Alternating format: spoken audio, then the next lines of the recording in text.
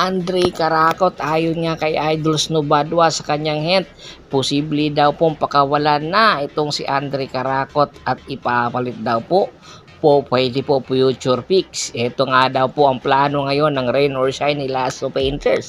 Matatandaan po ay sa nakaraan Philippine Cup, hindi po maganda ang kanyang performance. Dahilan para maghanap na po ang Rain or Shine Elasto Painters ng posibleng mga player or future picks na po pwede po maging mukha ng Rain or Shine Elasto Painters. Sa katunayan po, 3 player po or 3 rookie po ang pinapirma ng Rain or Shine Elasto Painters ng tig 1-year deal.